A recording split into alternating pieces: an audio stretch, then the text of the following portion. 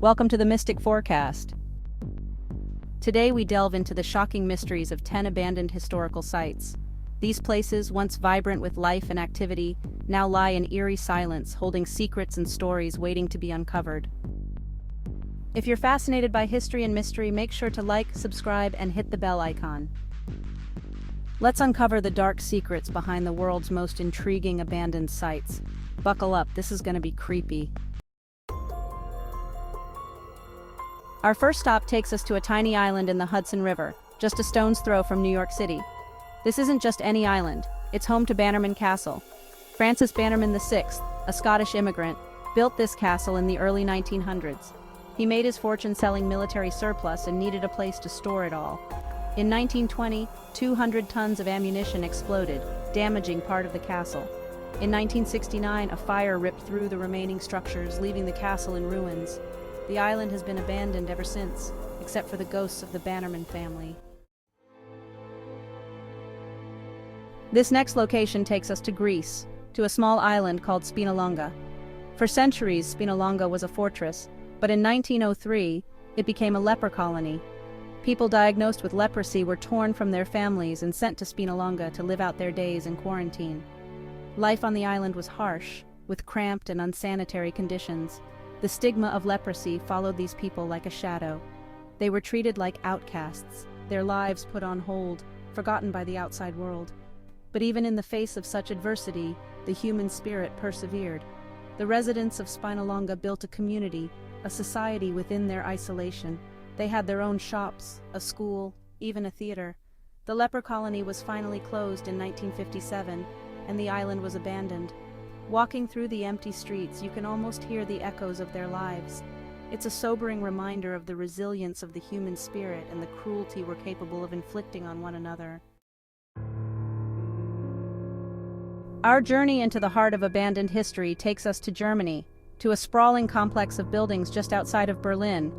This is Belitz Heilstätten, a former sanatorium with a past that's both fascinating and deeply unsettling. Built in the late 1800s to treat tuberculosis patients, Belitz Heilstätten became a military hospital during World War I. Thousands of soldiers wounded in the trenches passed through these halls. One of those soldiers was a young corporal by the name of Adolf Hitler. He was treated here in 1916 after being wounded in battle. During World War II, it was again used as a military hospital, this time by the Nazis. After the war, Belitz Heilstätten fell under the control of the Soviets and continued to operate as a military hospital until the fall of the Berlin Wall in 1989. With the collapse of the Soviet Union, the hospital was abandoned, left to decay. Today, the buildings of Belitz Heilstätten stand as silent witnesses to a century of history. It's a tangible reminder of the devastating impact of war and the enduring strength of the human spirit. Are you ready to talk about castles? This time, we're headed to Germany to explore the chilling legend of Castle Frankenstein. And yes, this is the castle that inspired Mary Shelley's iconic novel. Perched high on a hilltop overlooking the town of Darmstadt, Castle Frankenstein has loomed over the landscape for centuries. The castle dates back to the 13th century, and over the centuries it's been home to knights, nobles, and maybe, just maybe, a real-life mad scientist. Local legend claims that Johann Conrad Dippel, an alchemist and physician born in the castle in 1673, was the inspiration for Victor Frankenstein. Dippel was known for his eccentric experiments and his obsession with the human body. Rumor has it that he even attempted to reanimate corpses just like Victor Frankenstein himself.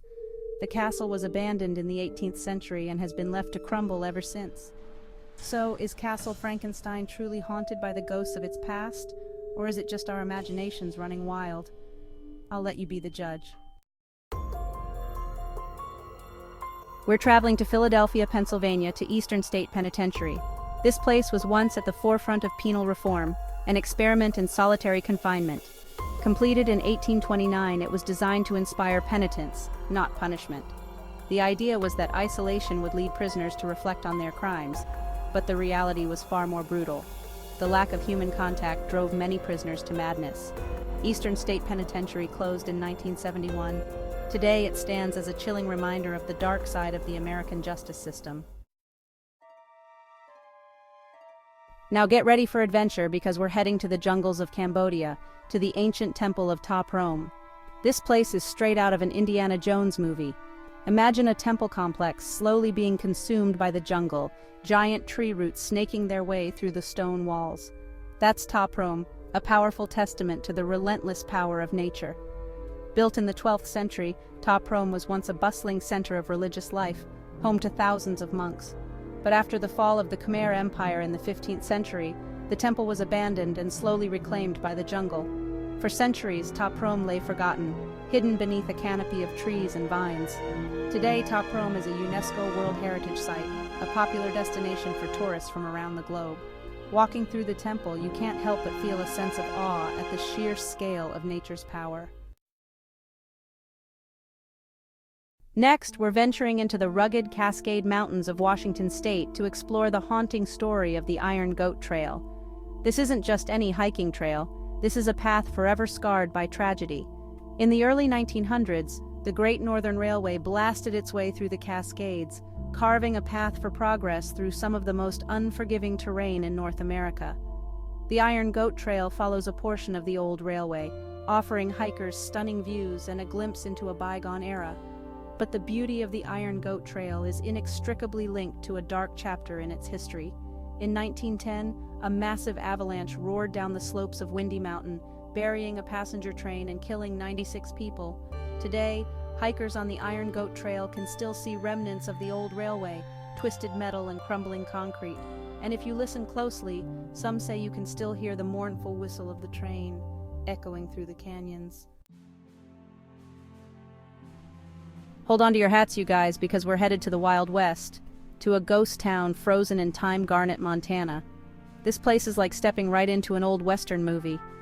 Back in the late 1800s, Garnet was a bustling mining town, fueled by gold fever and dreams of striking it rich. Thousands of prospectors, shopkeepers, and saloon owners flocked to Garnet, eager to cash in on the gold rush. The town had everything: hotels, saloons, a schoolhouse, even a brothel. But like many boomtowns, Garnet's prosperity was short-lived. By the early 1900s, the gold began to run dry and the town's population dwindled. Today, Garnet is a perfectly preserved ghost town, a time capsule of life in the American West. You can walk down the main street, peek into the abandoned buildings, and almost hear the echoes of saloon music and the laughter of miners.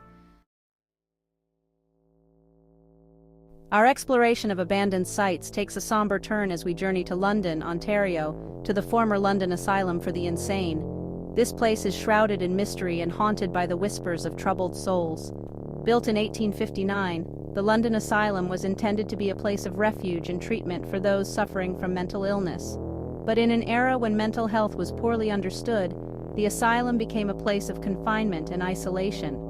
Patients were subjected to treatments that we would consider barbaric today, like ice baths, insulin shock therapy, and even lobotomies. The conditions within the asylum were often deplorable, with overcrowding, poor sanitation, and a lack of basic care. The London Asylum closed its doors in 1998, but the stories of what transpired within its walls continue to haunt the city. Whether you believe in ghosts or not, there's no denying the unsettling atmosphere of the abandoned asylum. Our final stop takes us to Seattle, Washington, but not to the Seattle you see in the guidebooks. We're going underground to explore the hidden city beneath the streets.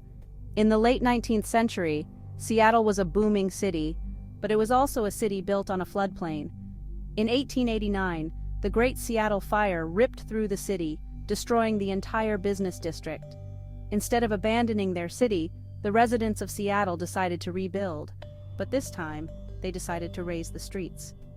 The first floors of the original buildings were buried, creating a network of underground tunnels and storefronts. For a while, the underground city thrived, but as new construction continued above ground, the underground was slowly forgotten. Today, you can take tours of Seattle's underground city, exploring the remnants of a bygone era. It's like stepping back in time, walking through the abandoned storefronts and imagining the city that once thrived beneath the streets. From crumbling castles to forgotten prisons, these abandoned sites offer a glimpse into the past, a haunting reminder of the people who came before us. These places remind us of our transient presence and the relentless march of time. Each brick and stone whispers stories of dreams pursued, battles fought, and lives lived. What did you guys think about these abandoned places? Let me know in the comments below which one freaked you out the most. And don't forget to like and subscribe for more creepy explorations.